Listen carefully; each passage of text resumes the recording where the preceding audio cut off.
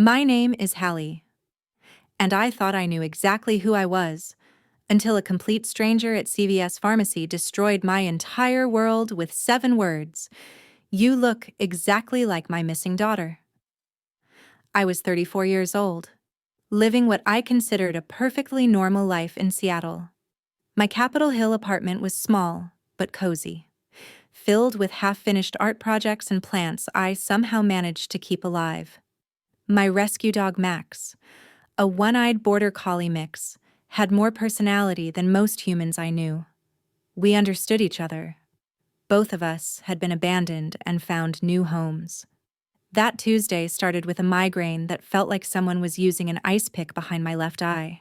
Seattle's February rain drummed against my windows, and the pressure in my sinuses made me feel like my head might explode. I made a living designing logos for small businesses, working from home in my pajamas. Not glamorous, but it was mine. My parents, Robert and Linda Mitchell, had always been my anchors. Dad worked as a financial advisor downtown, the kind of man who got genuinely excited about tax season. Mom was a pediatric nurse at Seattle Children's Hospital, coming home with stories that reminded me how precious life really was. They'd been married 38 years and still left each other love notes in coffee mugs. We were a small family, just the 3 of us. Mom always said they'd tried for more children for years before I came along. "You were our miracle baby," she'd tell me. I'd always wondered about siblings, but honestly, I couldn't imagine better parents. Looking back now, I realized there were things I should have questioned, like why there were no baby pictures of me before age 4, like why my parents couldn't remember our exact address in Phoenix. They said everything was lost in a house fire, photos, documents, memories turned to ash. Sometimes the past is better left buried, Mom would say with that sad smile that made me stop asking questions. After downing half a bottle of Dayquil, I decided I couldn't put off the doctor visit any longer. Dr. Martinez at the Pike Place Clinic confirmed what I already knew: sinus infection turning bacterial. She handed me a prescription for amoxicillin with instructions to rest and finish the entire course. The CVS on Pine Street was just 4 blocks away. Despite Seattle's perpetual drizzle, I decided to walk inside the pharmacy. Fluorescent lights buzzed overhead like dying insects, casting everything in that particular shade of institutional beige that makes healthy people look sick. I handed my prescription to a tech who looked barely old enough to drive. 25 minutes, he said without looking up. So I wandered the aisles like a consumer zombie, picking up things I didn't need: chapstick, a magazine, throat lozenges that probably tasted like regret. The woman in front of me in line was maybe 62, with silver hair pulled back in a practical style. She was buying gardening supplies and reminded me of Mrs. Patterson, my 3rd-grade teacher who always smelled like lavender, the kind of woman who probably volunteered at animal shelters and made soup for sick neighbors. When she turned around, our eyes met, and the world tilted sideways. The color drained from her face so quickly I thought she might collapse. Her mouth opened slightly, and the bag of gardening supplies slipped from her hands, scattering across the pharmacy floor. "Oh my God," she whispered, her voice carrying this quality like she was seeing something impossible. "You look exactly like my missing daughter." I bent down automatically to help pick up the scattered items. "Are you okay? Do you need to sit down?" People always told me I reminded them of someone: generic face, forgettable features. But she grabbed my wrist as I handed her the gloves, her grip surprisingly strong. "No," she said, shaking her head violently. "You don't understand. It's not just a resemblance. It's everything. The way you tilt your head, your nose, those eyes, green with gold flecks. Even that scar. Her finger pointed to the small mark above my left eyebrow, and I touched it reflexively. I'd gotten it when I was 8, falling off my bike while trying to impress older kids. Dad had rushed me to the emergency room. Mom held my hand while they put in 4 tiny stitches. "How could you possibly know about that?" I asked, though something cold was slithering up my spine. "Because my daughter Madison got that exact scar when she was 8, she said, her voice cracking. 2 weeks before she disappeared, she was trying to ride without training wheels, hit a pothole, went right over the handlebars, 4 stitches at Harborview Medical Center. The pharmacy suddenly felt too small, too bright. I could hear my heart pounding, drowning out the soft jazz music playing overhead. "I think you have me confused with someone else," I managed to say, but the words felt hollow. She was fumbling in her purse, pulling out a worn leather wallet. "What's your full name?" she asked. "Hallie Mitchell," I said automatically, then added without thinking. "Hallie Madison Mitchell." The woman made a sound like she'd been punched.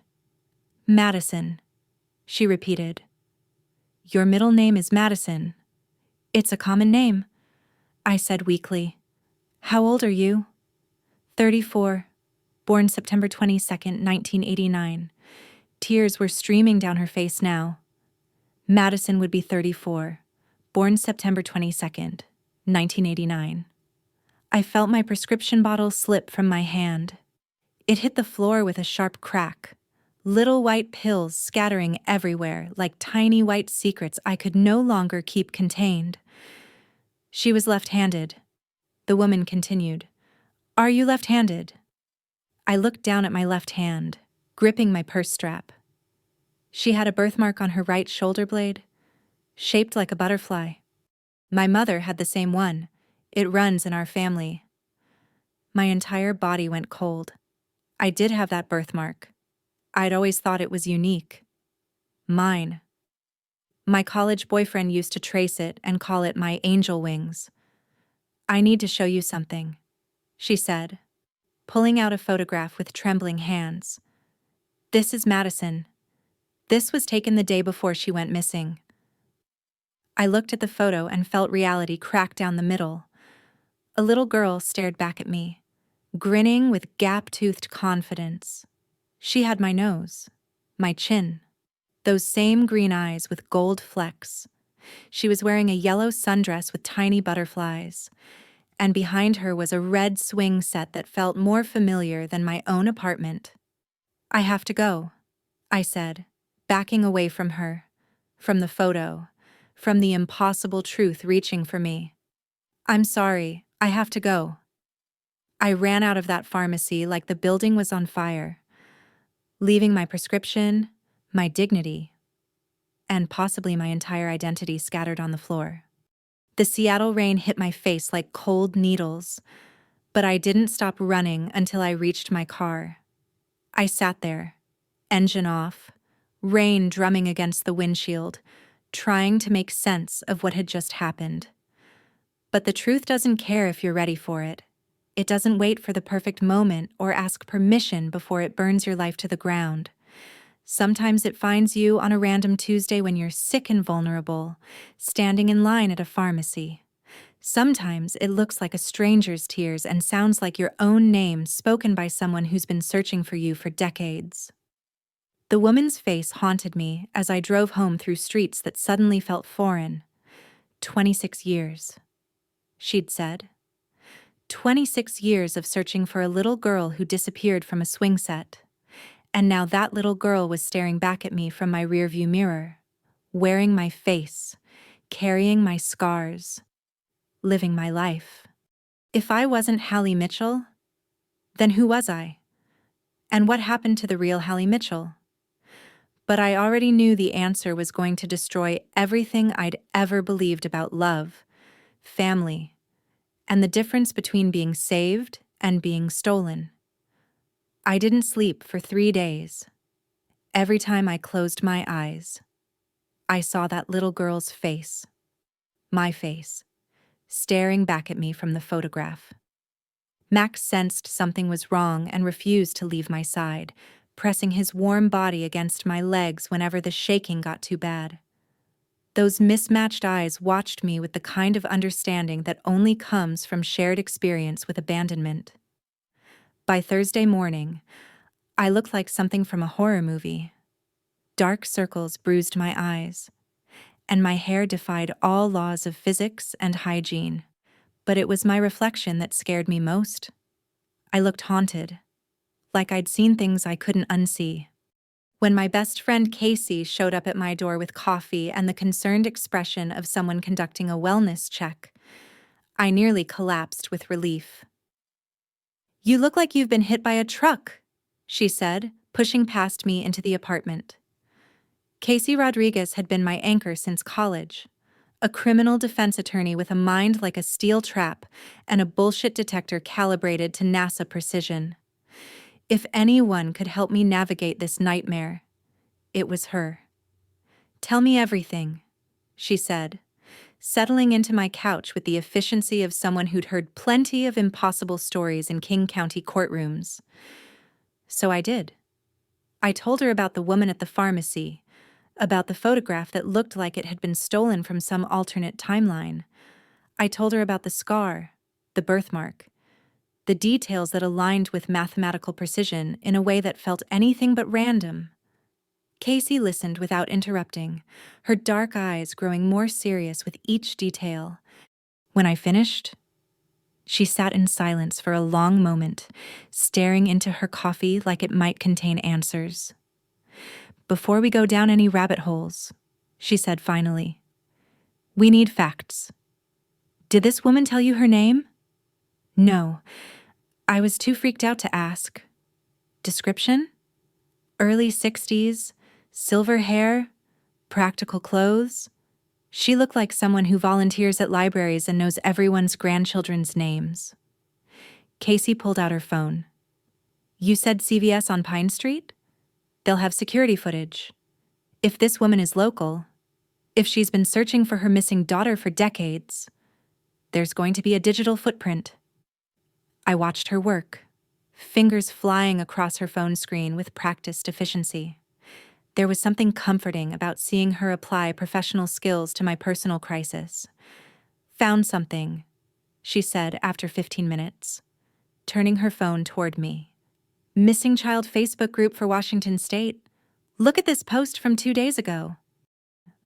I stared at the screen. A woman who looked exactly like the pharmacy stranger had posted a photo. The same photo she'd shown me. The caption read, "I think I may have found her. After 28 years of searching, I think I saw my daughter Madison at a pharmacy in Seattle. Please share." The name on the profile was Margaret Thompson. "Thompson," I whispered. "Like your parents," Casey said grimly. "That's not a coincidence." She clicked through Margaret's profile, revealing album after album documenting a 28-year search, missing person flyers, age progression photos, candlelight vigils, newspaper clippings. And everywhere, photos of that little girl who had my face. "Look at this article," Casey said, finding a Denver Post link from June 1997. "Local girl vanishes from backyard. Police fear abduction."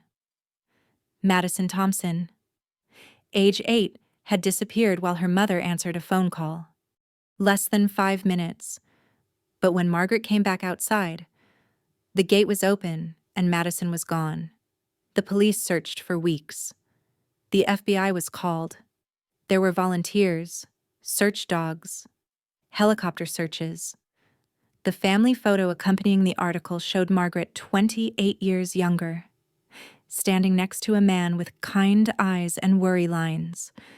Between them were 2 children, a girl about 12, and Madison. The father was David Thompson, Casey read. "Died 5 years ago, heart attack." They had 2 daughters, Madison and Sarah, age 12. "Sarah," I said. "I had a sister." Casey corrected gently. then paused. Actually, no. According to this obituary, Sarah Thompson Martinez died 3 years ago. Cancer. She was married, had kids, worked as a social worker specializing in missing children. I had had a sister who'd spent her life looking for missing children because she couldn't find her missing sister. A sister who died never knowing I was alive. There's more, Casey said carefully. The police report mentions signs Madison might have been taken by someone she knew. No struggle, no screaming neighbors heard. The gate was open from inside, not forced. And there were tire tracks from a vehicle seen in the neighborhood multiple times. Someone was watching the family. Get stranger. Margaret received several calls before Madison disappeared. Someone claiming to be from social services, asking detailed questions about the children's routines. I thought about Robert and Linda Mitchell, who'd spent 34 years being the only parents I'd ever known, who'd taught me to ride a bike and helped with homework and cheered at every graduation.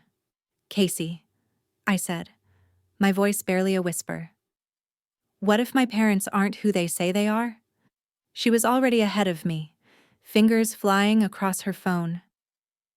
What are their full names? Robert James Mitchell and Linda Sue Mitchell. Married 38 years. They moved here from Ohio when I was 4. Casey's face went very still. I can't find any record of Robert or Linda Mitchell before 1997. Their documented history basically starts 28 years ago.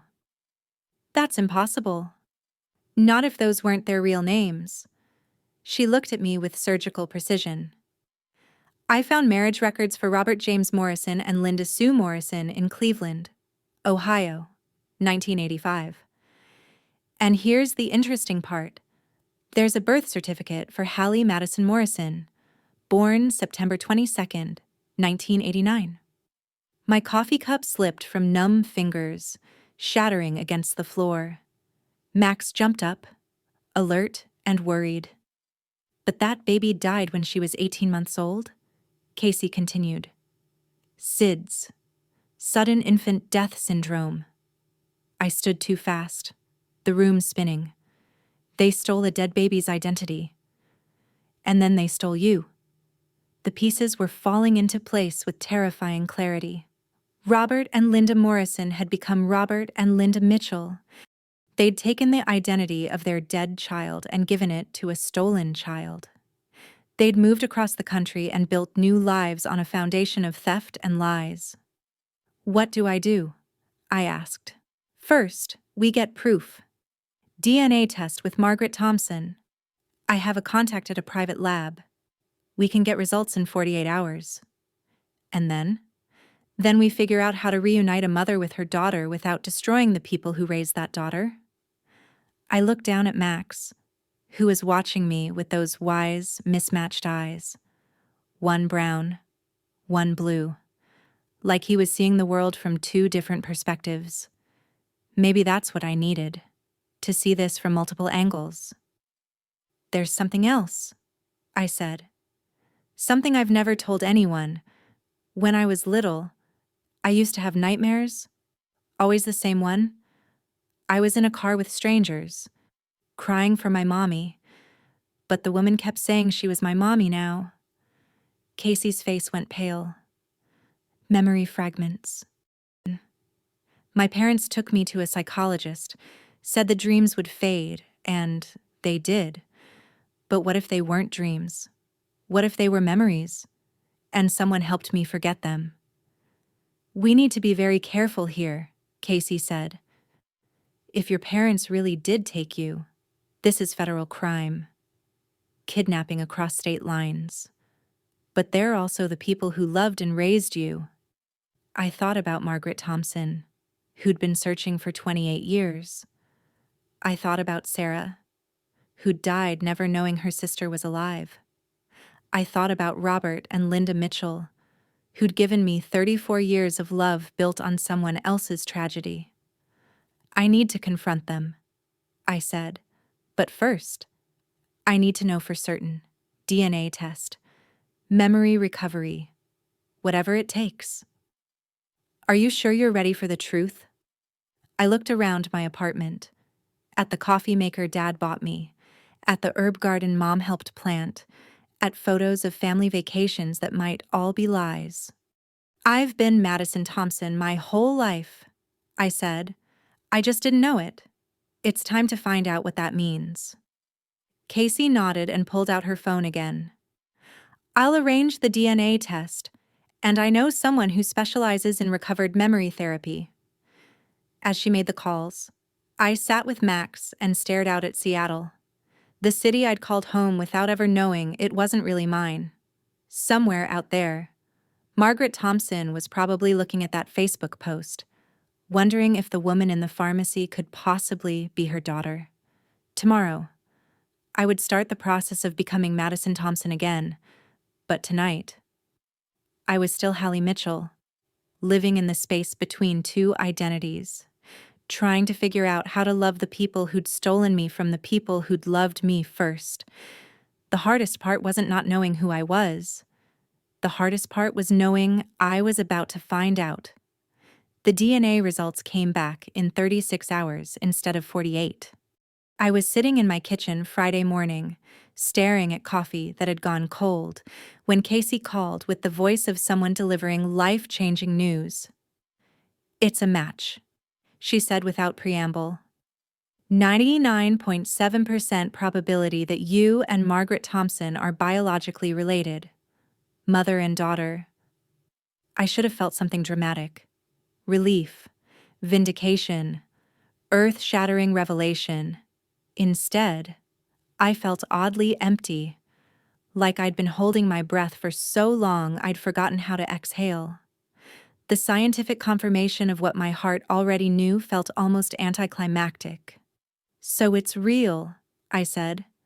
It's real, Hallie. You are Madison Thompson. There's no doubt anymore. I looked around my kitchen, at the coffee maker Dad bought me, at the herb garden Mom helped plant, at photos of family vacations that suddenly felt like evidence in a crime scene. What happens now? That depends on what you want to happen. We could contact Margaret directly, or go to the police, or... She paused, choosing words carefully.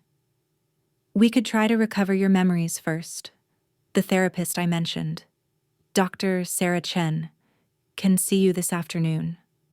I thought about the nightmares I'd had as a child, the car rides, the crying, the strangers telling me they were my parents now. I need to remember, I said. Before I make any decisions, I need to understand what they did to me. Dr. Chen's office was warm and comfortable. Nothing like the sterile psychology offices in movies. She was probably in her 40s, with kind eyes and the sort of presence that made you feel safe telling secrets you'd never spoken aloud. What we're going to attempt is guided memory recovery, she explained as I settled into a chair that felt like a hug. It's a way of helping your mind access memories that may have been suppressed through trauma or therapeutic intervention. You mean someone could have made me forget on purpose? It's possible. In the late 90s, some practitioners believed helping children forget traumatic experiences was therapeutic. We know now that suppression often causes more harm than healing. The process started simply. Dr. Chen had me close my eyes and focus on breathing, then gradually guided me backward through memories. Childhood birthdays, first days of school, Christmas mornings, all the way back to the earliest things I could remember. Now, she said softly, think about those dreams you mentioned, the car rides. Don't analyze them, just let them come. At first, nothing happened. Then, slowly, like photographs developing in a darkroom, images began to form. I was in a car. The back seat was beige leather, and it smelled like cigarettes and something sweet, air freshener trying to mask the smoke. There were two people in the front seat, but I couldn't see their faces clearly.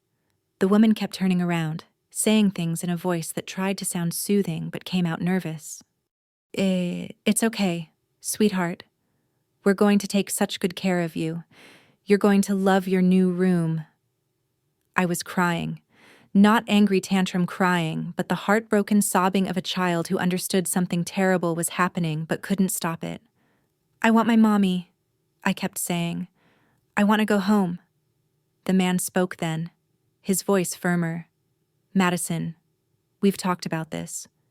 Your mommy can't take care of you anymore, but we love you, and we're going to be your new mommy and daddy. But they weren't my mommy and daddy. I knew that, even at 8 years old. These people were strangers who had taken me from my swing set, from my backyard, from everything I knew. The memory was coming faster now, like water through a broken dam. I remembered the house they took me to, smaller, darker, with unfamiliar smells.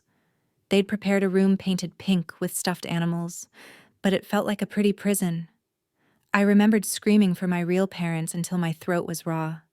The woman, Linda, though she was calling herself Linda Morrison then, crying as she held me, saying they were doing this because they loved me. And then I remembered the doctor. There's a doctor, I told Dr. Chen, eyes still closed. A man with a beard who smells like peppermints. He's talking to Robert and Linda, explaining something about helping me adjust. What are their names in the memory? Robert and Linda Morrison, I said, the names falling into place like puzzle pieces.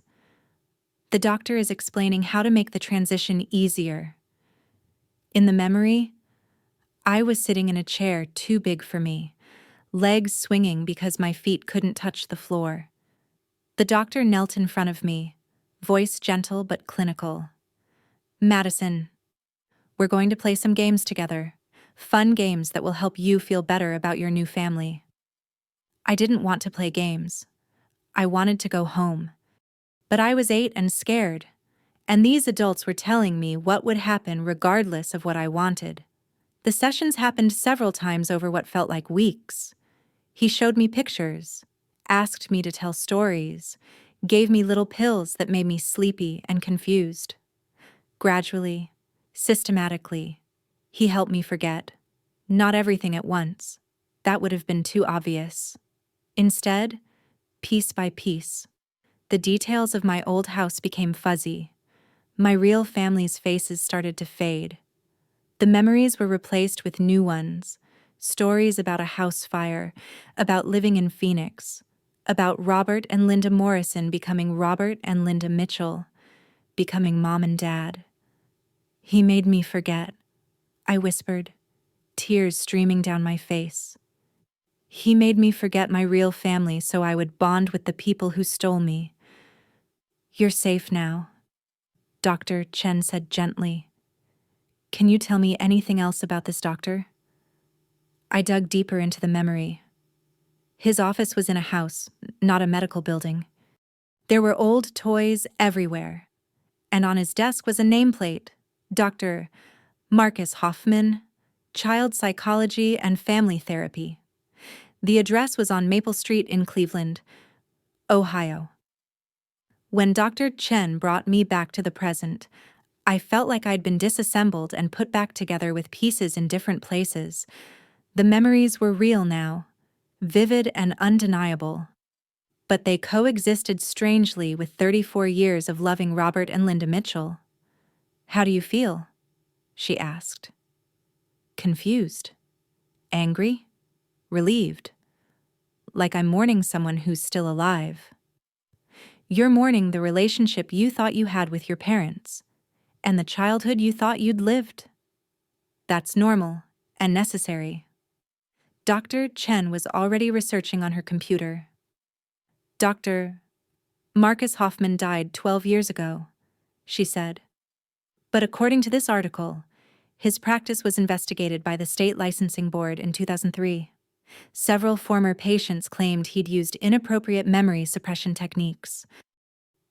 I wasn't the only one. You weren't the only one. I left Dr. Chen's office with recovered memories that felt like shards of glass and the business card for a support group. The drive back to my apartment passed in a blur, but all I could see was that beige leather back seat and two strangers telling me they were going to be my new parents. Casey was waiting on my doorstep with takeout Chinese and wine. How did it go? I told her everything. About Robert and Linda Morrison. About Dr. Hoffman's peppermint-scented office. About the systematic erasure of Madison Thompson so Hallie Mitchell could take her place. This isn't just kidnapping anymore, Casey said when I finished. This is conspiracy, child abuse, unlawful memory modification, federal crimes stacked on federal crimes. But they're still my parents, I said, looking down at Max, who was methodically destroying a squeaky toy. The people who raised me, who loved me, who gave me everything they knew how to give. What are you going to do? I took a breath that tasted like salt from tears I didn't know I'd been crying. I'm going to confront them. I'm going to sit down with Robert and Linda Mitchell and ask them to tell me the truth about Robert and Linda Morrison, about Dr. Hoffman, about the little girl whose existence they tried to erase. When? Tomorrow. I'll call them tonight. Ask them to come for brunch. Tell them I have something important to discuss. Do you want me there? I shook my head. This is something Madison Thompson needs to do for herself, and for the family she was stolen from. That night, I called my parents. Dad answered with his usual cheerful, Mitchell residence. Hi, Dad. Would you and Mom like to come over for brunch tomorrow? I have something I'd like to talk to you both about. Of course. Should we bring anything? I almost said, just yourselves. Like always. Instead, I heard myself saying, maybe bring those photo albums Mom's been organizing. The old ones, from when I was little. There was a pause. So brief I might have imagined it. The photo albums? Yeah, I've been thinking about family history lately. Thought it might be nice to look through them together. After I hung up, I sat with Max and practiced what I was going to say. How do you ask the people who raised you to explain why they stole you?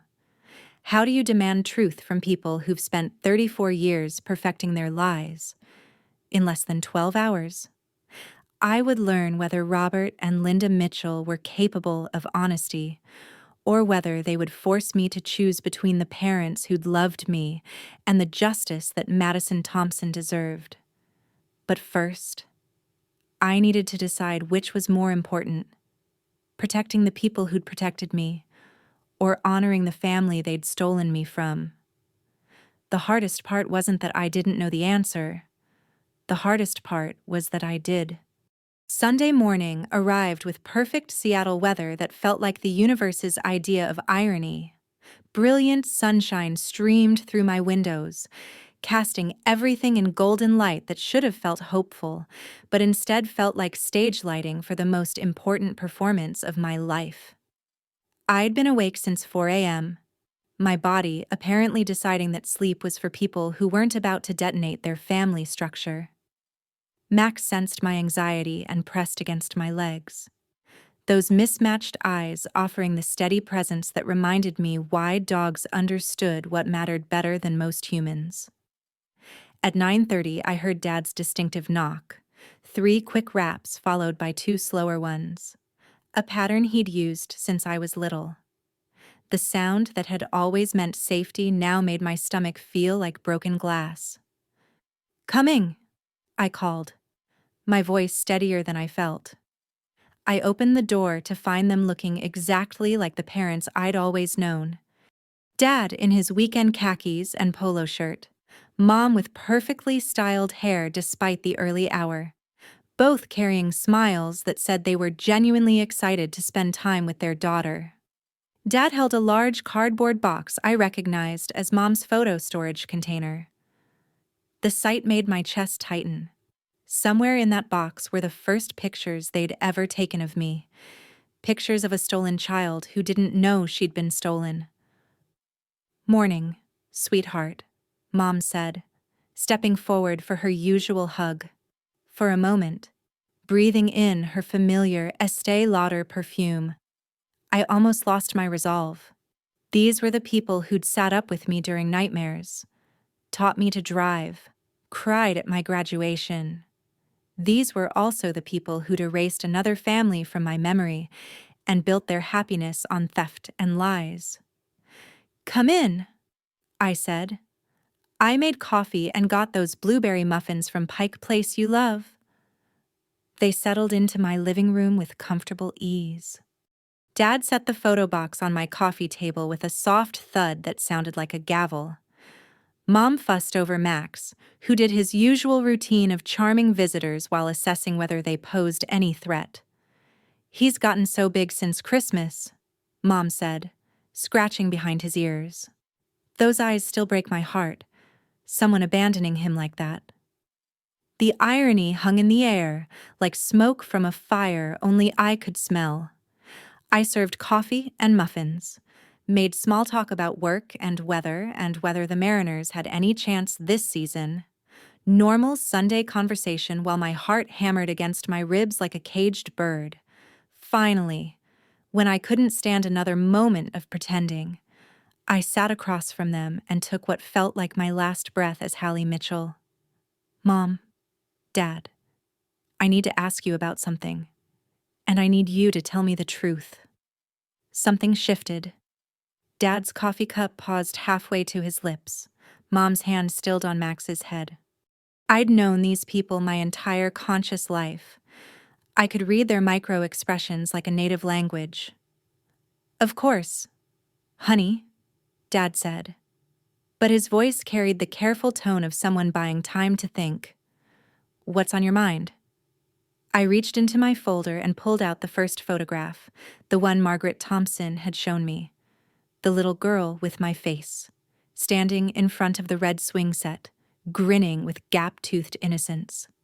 I placed it on the coffee table between us. The effect was immediate and devastating. Color drained from Mom's face so quickly I thought she might faint. Dad's coffee cup slipped from his fingers, hitting the floor with a crash that sounded like a gunshot. Brown liquid spread across the hardwood like spilled secrets, but none of us moved to clean it up. "Where did you get that?" Mom whispered, her voice barely qualifying as sound. "From Margaret Thompson," I said, watching their faces with clinical attention. "Madison's mother. My mother." Dad made a sound like he'd been punched. "Hallie, sweetheart, I don't know what you think you know, but I know my real name is Madison Thompson," I said, cutting him off.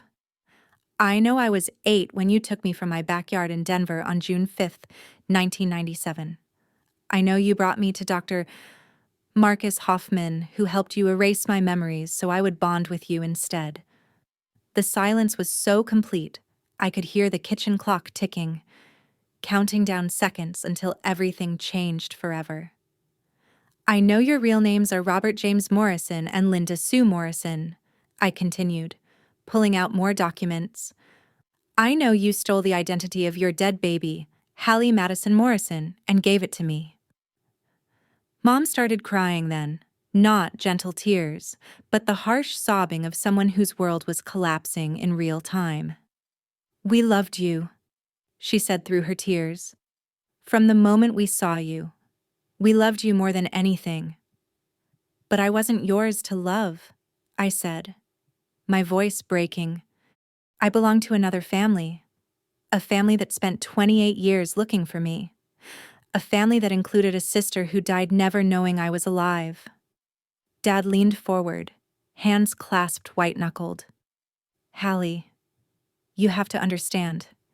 We were desperate. 15 years of trying to have children, the fertility treatments, miscarriages, failed adoptions. It nearly destroyed us." "So you decided to destroy someone else's family instead?" "No," Mom said fiercely. "It wasn't like that. We were told there was a little girl who needed a home, whose family couldn't take care of her.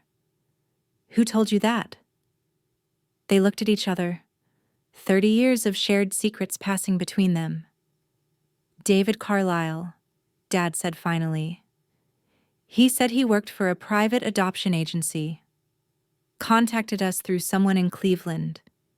He said there was a young mother in trouble who needed to place her daughter quickly and quietly. I pulled out my phone and started recording. Tell me exactly what happened. Carlisle said the mother was involved with dangerous people. Dad continued shakily, that going through normal channels might put the child at risk. He showed us pictures of this beautiful little girl playing in a backyard, looking happy and healthy.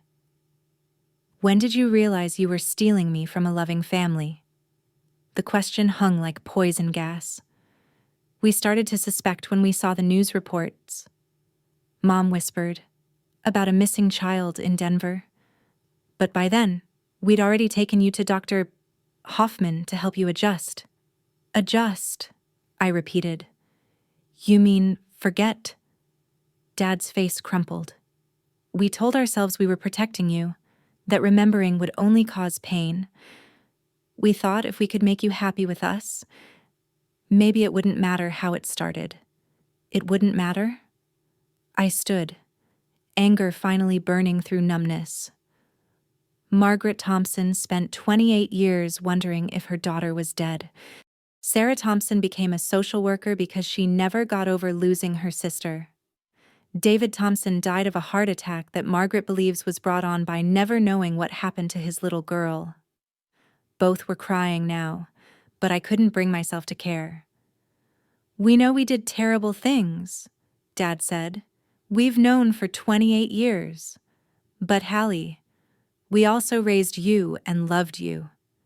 Doesn't that count for something? I looked at these broken people who'd made monstrous choices because they couldn't bear their own pain. They weren't monsters. They were desperate people who'd committed monstrous acts. Now you're going to help me fix what you broke, I said. You're going to help me reunite with my biological family and face the consequences of what you did. Will we go to prison? Mom asked. I don't know. But you're going to cooperate with the investigation and help other families who might be going through what the Thompsons went through? I sat back down, suddenly exhausted. And you're going to help me figure out how to be both Madison Thompson and Hallie Mitchell. Because despite everything, you are still the people who raised me. Mom looked up with red-rimmed eyes. Do you think you can ever forgive us? I don't know, I said honestly. But I know I love you, even though I hate what you did. And Margaret Thompson deserves to know her daughter grew up safe and loved. Dad reached across and took my hand with cold, shaking fingers. What do you need us to do? I showed them Margaret's Facebook profile. We're going to call her, all of us, together. And you're going to tell her you're bringing her daughter home? The phone call that followed was the hardest thing I'd ever done. Margaret answered cautiously, not recognizing the number. Mrs. Thompson? This is Hallie Mitchell. We met at CVS on Tuesday. Silence stretched so long I thought the call had dropped. Madison? She whispered finally.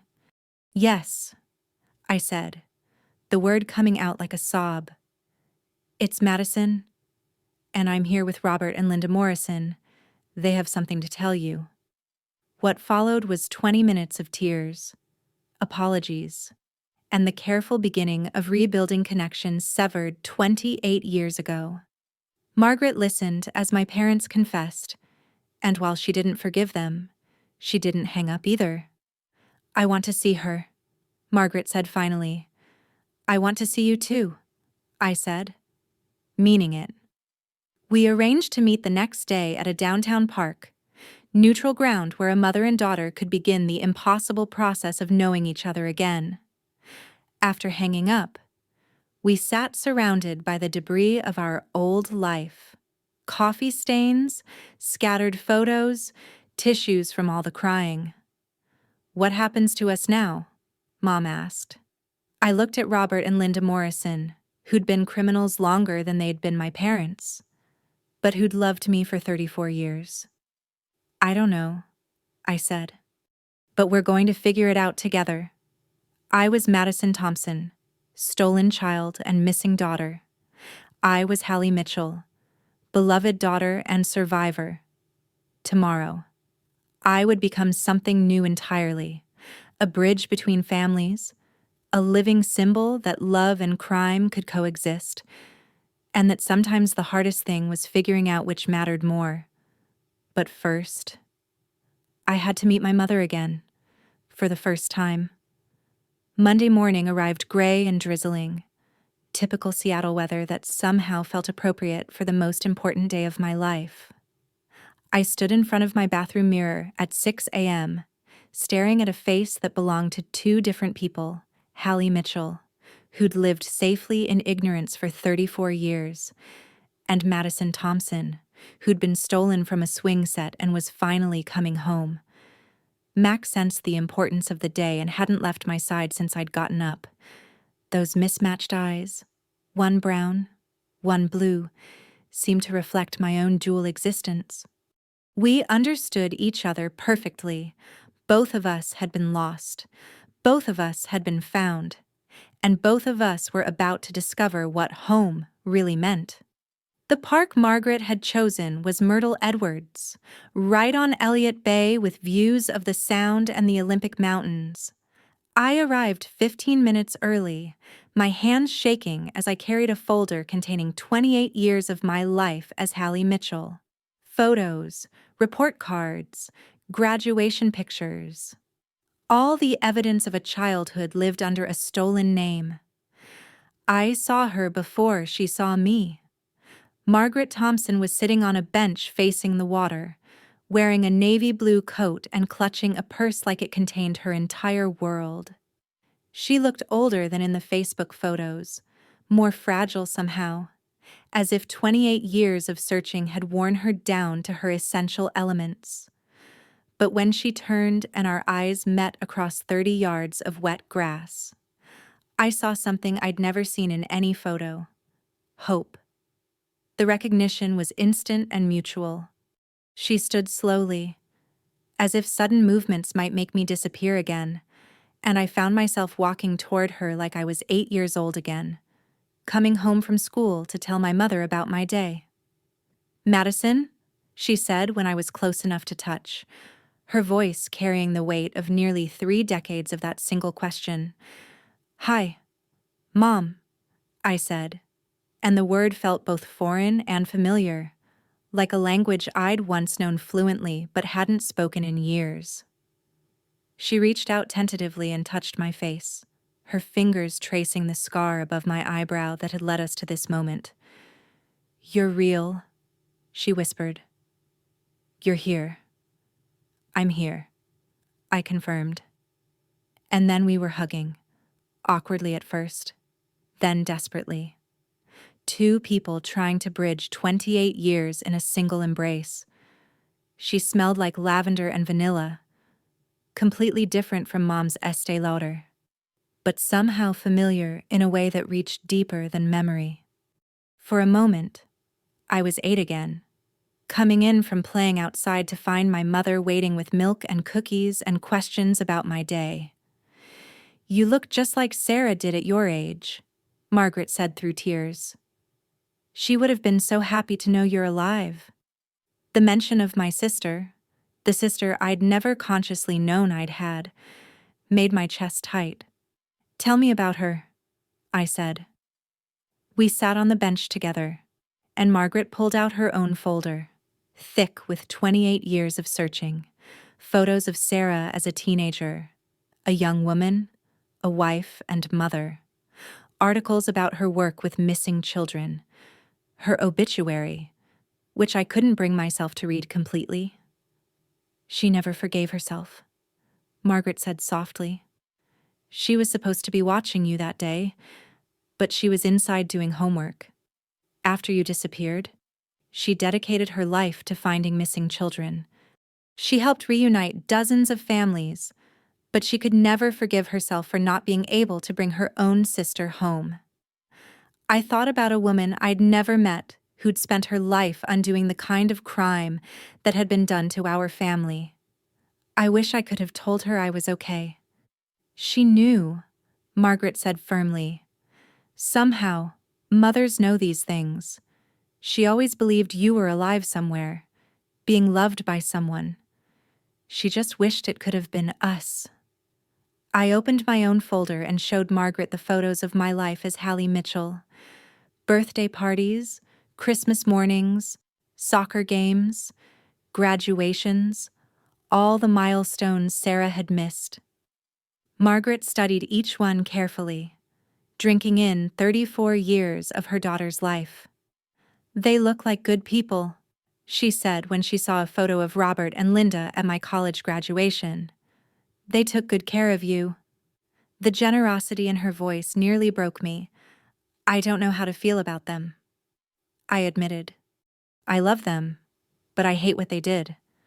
They stole me from you, but they also saved me from whatever David Carlisle might have done if they'd said no." "David Carlisle," Margaret repeated.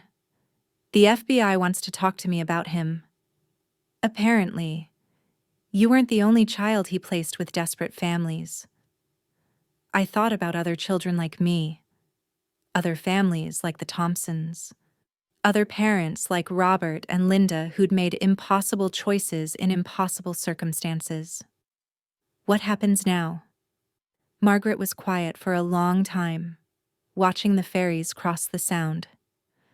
"I've spent 28 years wanting my daughter back," she said finally. "But you're not the 8-year-old who disappeared from our backyard. You're a 34-year-old woman with your own life, your own family, your own identity. I can't get those years back, and I wouldn't want to erase the life you've had. But I am your daughter," I said. "The DNA proves it." "Yes, you are. But you're also Hallie Mitchell. And I think maybe that's okay." She turned to look at me directly. "I don't want to take you away from the people who raised you. I just want to be part of your life going forward." The relief I felt was overwhelming. I'd been afraid she would want me to choose, to be only Madison Thompson and forget Hallie Mitchell ever existed. Instead, she was offering me something I hadn't dared hope for, the chance to be both. "I'd like that," I said. "I'd like to know my mother." "Your mother's," she corrected gently. "Linda Mitchell raised you. I just gave birth to you. We're both your mothers now." We talked for 3 hours, filling in gaps and building bridges. She told me about David, my father, who died still believing his little girl would come home someday. She told me about our extended family, aunts and uncles and cousins who'd never stopped hoping. She showed me videos on her phone of Sarah's children, my niece and nephew, who'd grown up knowing about their missing aunt. In return, I told her about my life as Hallie, about Max and my graphic design work and my friendship with Casey, about Robert and Linda's love notes and Dad's excitement about tax season and Mom's stories from the hospital, about growing up feeling loved and safe, even if it was built on a foundation of lies. "I want to meet them," Margaret said eventually. "Robert and Linda, I want to thank them for taking care of you." The thought of my 2 mothers in the same room both terrified and thrilled me. "They're scared you'll hate them." I did hate them, for 28 years. But seeing you now, seeing how you turned out, seeing the love in those photos, she shook her head. "I can't hate people who loved my daughter when I couldn't." As we prepared to leave, Margaret handed me a small wrapped package. "This was Sarah's," she said. "She wanted you to have it when you came home." Inside was a simple silver locket with a photo of an 8-year-old girl I barely remembered being. On the back was an engraving. "For Madison, my sister in my heart. Love always, Sarah." I fastened it around my neck, feeling the weight of 28 years of love I'd never known I'd had. "What do I call myself now?" I asked as we walked back to our cars. "Am I Madison Thompson or Hallie Mitchell?" Margaret smiled, and for the first time, I saw Sarah in her face. "You're both," she said. "You're Madison Thompson, who was loved from the moment she was born and never stopped being loved even when she was gone. And you're Hallie Mitchell, who was raised with kindness and given every opportunity to become the amazing woman standing in front of me. You don't have to choose." That evening, I sat in my apartment with Max, looking through the photos Margaret had given me. Pictures of a family I'd belonged to but never known. A sister who'd died not knowing I was alive. A father who'd loved me enough to never give up hope. My phone buzzed with a text from Casey. "How did it go?" I typed back, "I found my family. All of them. Tomorrow, I would start the complicated process of building relationships with people I should have known my entire life. I would help the FBI investigate David Carlisle and hopefully bring justice to other families torn apart by his crimes. I would figure out how to love Robert and Linda Mitchell while honoring Margaret Thompson's loss. I would learn to be Madison Thompson and Hallie Mitchell at the same time, and discover that identity isn't about choosing who you are, but about accepting all the people you've been and might become.